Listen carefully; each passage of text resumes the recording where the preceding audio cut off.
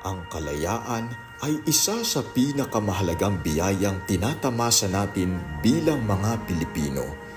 Ito ay bunga ng katapangan, pagkakaisa at sakripisyo ng ating mga bayani na buong tapang na ipinaglaban ang ating bansa laban sa mga mananakop.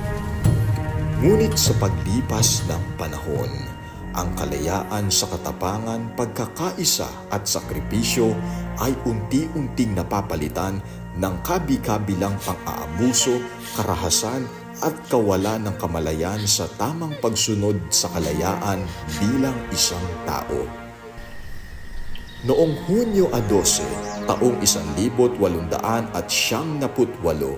idineklara ang kasarinlan ng Pilipinas sa Kawit, Cavite. Ang makasaysayang araw na ito ay naging simbolo ng pag-asa at pagkakamit ng ating karapatang mamahala sa sariling bayan.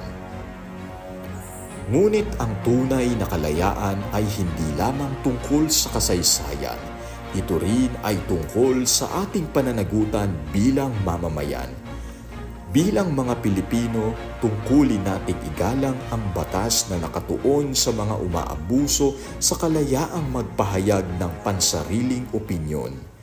Mahalin ang ating bansa, pangalagaan ang kalikasan at maging mabuting mamamayan sa ating komunidad.